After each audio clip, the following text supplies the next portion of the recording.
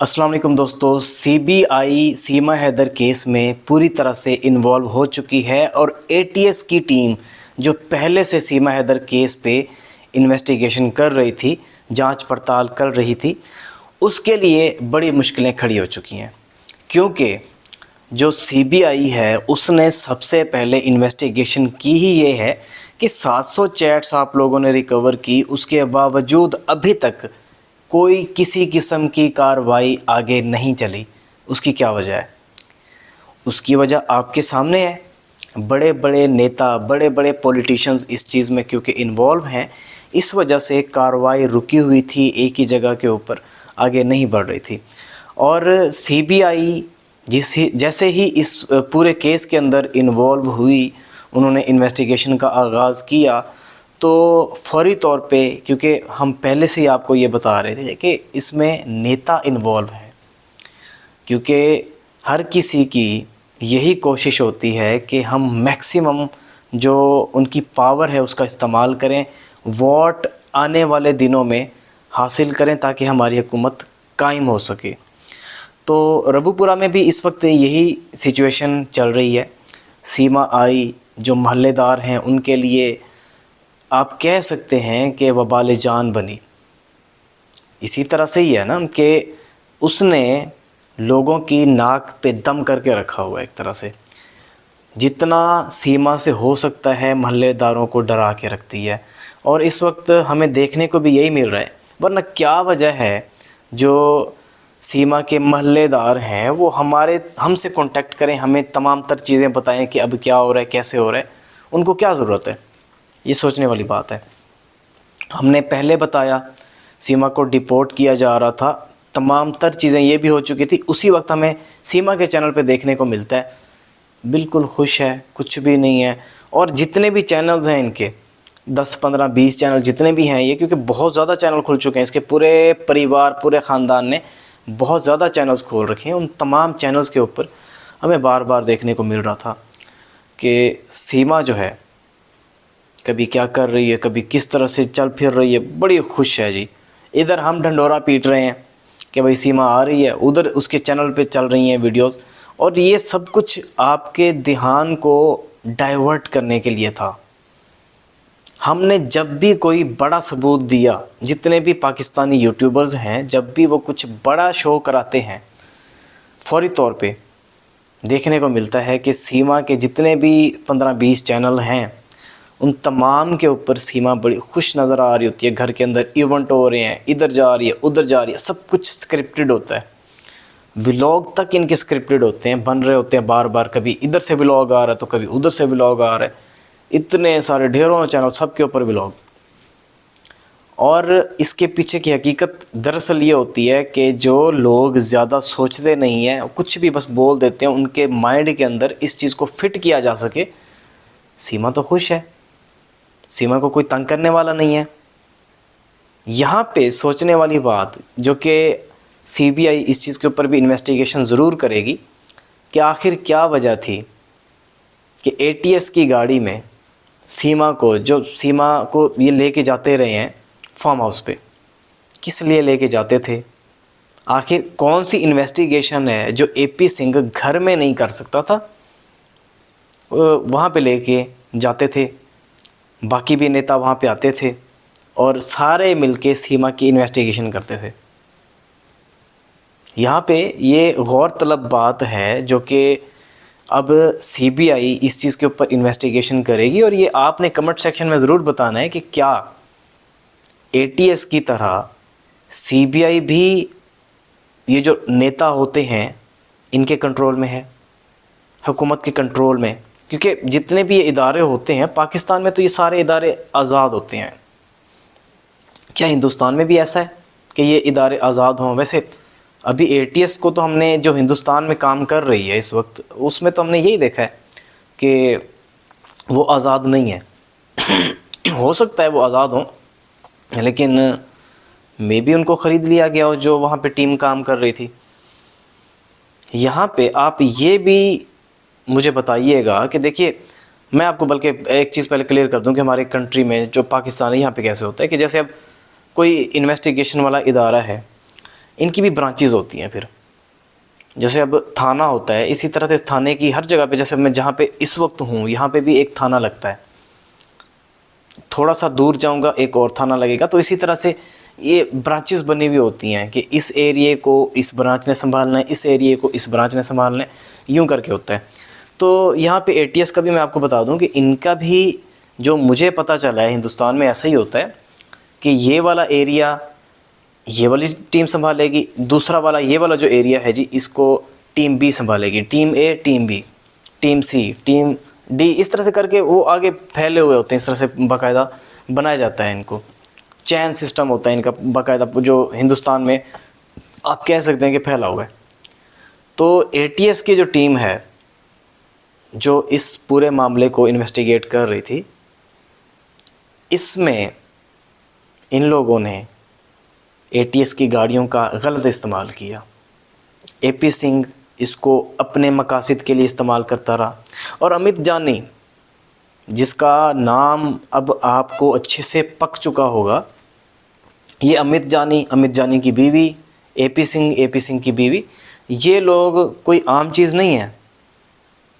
चाहे ये आपको बड़े ही मुअज़्ज़ज़ मीन के बहुत ही अच्छे बन के शो कराते हैं कि हम बड़े अच्छे लोग हैं, हम बड़े ही बहुत ज़्यादा अच्छे लोग हैं जी, ये है वो है, सीमा की ज़िंदगी बदलने के लिए हमने मूवी बनाने की कोशिश की। ऐसा कुछ भी नहीं है। ये जस्ट एक, आप कह सकते हैं कि मूवीज़ तो ये बनाएंगे, वहाँ पे इनको फ़ायदा होगा ही होगा, लेकिन इलेक्शन, चुनाव में क्या करेगी सीमा, आपको भी पता है। अभी कुछ होता है नहीं, पहले सीमा आ जाती है, पाकिस्तान ने ये कर दिया, पाकिस्तान ने वो कर दिया। पाकिस्तान में स्कूलों में क्या सिखाया जाता है, क्या कहा था सीमा ने जी, सही समझा आपने। तो सीमा इस तरह की बातें करती है, कहती है कि जी पाकिस्तान के स्कूलों में दहशतगर्दी सिखाई जाती है, इसके बच्चे पढ़ते रहे हैं, इसने भी तालीम हासिल की है, ख़ुद को शो कराती है 5वीं क्लास तक पढ़ी हुई हूँ, इसने भी तो ऐसे ही किया होगा ना, फिर दहशतगर्दी सीख के आई होगी। मैंने आपको लाइव चल के दिखाया था बच्चे क्या पढ़ रहे हैं, किस तरह से पढ़ रहे हैं, सब कुछ मैंने आपको दिखाया था। और अल्हम्दुलिल्लाह हमारे स्कूल अच्छे हैं। जब भी आप किसी कंट्री को टारगेट करते हैं, जब भी आप, जो मैं ये सीमा की बात कर रहा हूँ, आपने ख़ुद पे नहीं लेना, कि जब भी इस तरह के लोग किसी कंट्री को टारगेट करते हैं, इसके पीछे कोई ना कोई इनका बड़ा मकसद होता है। हिंदुस्तान के जो स्कूल्स हैं उनके अंदर भी अच्छी शिक्षा दी जाती है, पढ़ाई कराई जाती है। सेम इसी तरह से पाकिस्तान के स्कूलों में भी पढ़ाई अच्छे से पढ़ाई जाती है। यही वजह है कि आपने देखा होगा हिंदुस्तान और पाकिस्तान के लोग पूरी दुनिया पे, चाहे वो ये जैसे आपको आजकल नज़र आता होगा शॉपिफाई, अमेज़ॉन, ईबे, इधर हर जगह पे पाकिस्तानी इंडियंस छाए हुए हैं। और फाइवर हो गया, मतलब जितने भी ऑनलाइन वर्क होते हैं हिंदुस्तानियों ने, पाकिस्तानियों ने इनको संभाला हुआ है। आपने रिपोर्ट्स देखी होंगी हिंदुस्तान में इस तरह के हर गली गली में अब सॉफ्टवेयर इंजीनियर बैठा हुआ है। सेम इधर पाकिस्तान में भी अब गली गली में सॉफ्टवेयर इंजीनियर है। मतलब सेम चीज़ें हमारी शुरू से चलती हुई आ रही हैं, चाहे हमारे दरमियान में एक बाउंड्री बन चुकी है, लेकिन दोनों कंट्री सेम ही चल रहे हैं। अब यहाँ पे सीमा की तरफ से ये कह देना कि भाई पाकिस्तान के स्कूलों में पता नहीं क्या क्या क्या बोलती जाती है ये। तो इसी तरह से जब भी किसी बंदे को अपने मकासद ठीक से हल होते हुए नज़र ना आ रहे हों, वो इस तरह की हरबे ज़रूर अपनाता होता है। और सीमा को डिपोर्ट किया ही जाएगा।